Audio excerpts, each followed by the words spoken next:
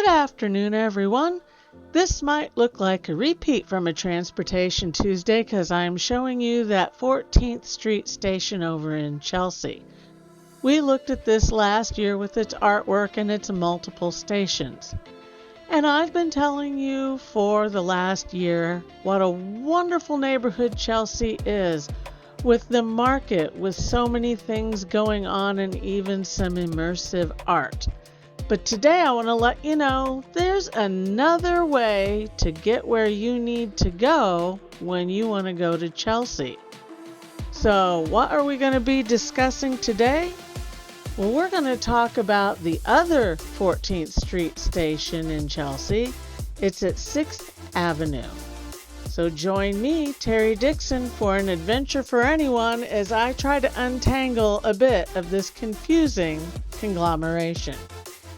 Now, there is the regular 14th Street on the Blue Line down there, and then there are these other two connected stations. There are a lot of wonderful things to do in Chelsea. There is the market. There is all of the stuff going along the waterfront, parks, walkways, the piers with the activities like Pier 57, which even has a cooking school in there with its James Beard Foundation food court and all the Google offices, the amazing lounge out back where you can hang out, eat your food, have a drink, watch the world go by on the Hudson River, and then you can even take a walk in the park on the top of that giant marine pier. You can see there's Chelsea Piers right next door with so many things to do. We're going to be talking about that in the near future. You have the little island park that sticks right out in the Hudson and is a man-made marvel.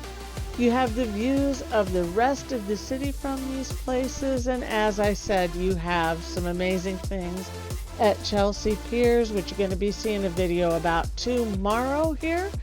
It's about a place called Art Museum, more immersive art. You know how I love that stuff.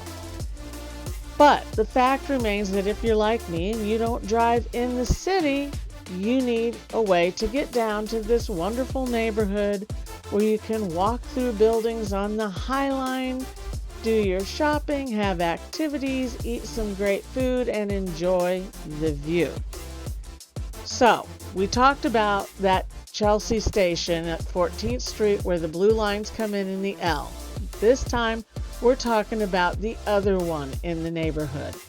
And this is the 14th Street and 6th Avenue station. It's a whopper, folks. I was even lost in there a little bit. Over the day, you have the 1, 2, 3, F, M, and L, and the PATH trains are accessible through here. There are multiple levels. You have some levels with a center platform, other levels with side platforms. You have many stairs up and down. The L is on the bottom. It's the newer one. The F and M are on the way. The 1, 2, and 3 are on the top. There are passageways that you need to walk through to get from station to station. And the PATH trains have their own walkway down to where you go on them. So just as I'm always saying, watch those signs. The place is full of art. We have paintings, we have mosaics. But what do we really need to know about this station? Well, it is a little further away from the waterfront than the Blue Line Chelsea station on 14th Street. However, it is a great place to make a connection if you're coming in from other parts of the city.